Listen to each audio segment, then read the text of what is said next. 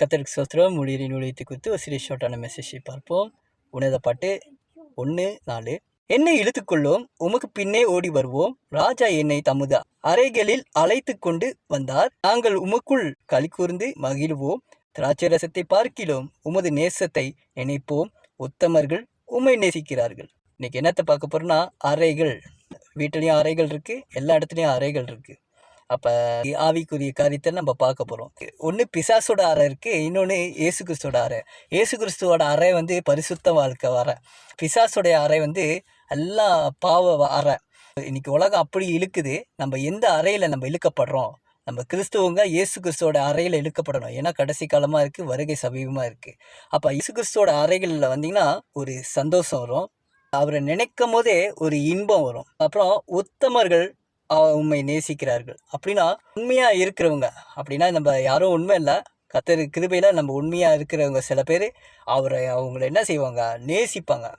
அவர்கிட்ட ரொம்ப நேரம் டைம் செலவு பண்ணுவாங்க. அப்படி இருக்கும்போது நம்மளுக்கு ரகசியத்தை சொல்லி கொடுப்பாரு. அங்கே பிசாசு அறைகளை கொண்டு போயிட்டு நம்மளை ரகசியத்தை சொல்லி கொடுக்க மாட்டான், அசுத்தத்தை சொல்லி கொடுப்பான்.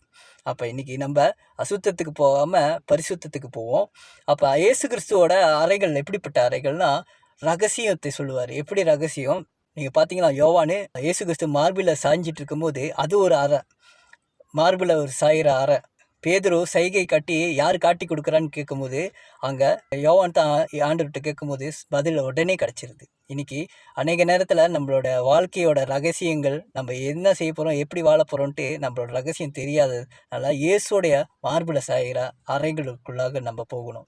அப்படிப்பட்ட இருக்கும்போது கண்டிப்பாக ஆண்டவர் ரகசியத்தை சொல்லுவார். நீங்கள் எலிசாவை பார்த்தீங்கன்னா சீரியா ராஜா இப்படி நம்மளோட விஷயம்லாம் தெரியுது இஸ்ரேல் ராஜாவுக்கு. வேலைக்காரர் சொல்கிறாரு, எலிசான்னு ஒரு தீர்க்கதரிசி இருக்காரு, ராஜா நீங்கள் படுக்கை அறையில் நீங்கள் பேசிக்கிட்டு இருக்கும்போது உங்களோட ரகசியம் எல்லாத்தையும் சொல்லிடுவாங்க, உங்களோட விஷயங்கள்லாம். அப்படிப்பட்ட தெய்வன் அங்கே இருக்காருன்ட்டு.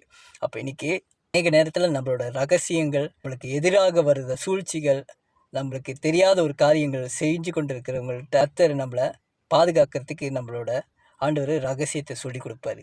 அவருடைய சமூகத்தில் வருவோம், அவருடைய பாதத்தில் நிற்போம், இன்பமாக இருப்போம். கர்த்தருக்கு சித்தமான அடுத்த வீடியோவில் பார்ப்போம்.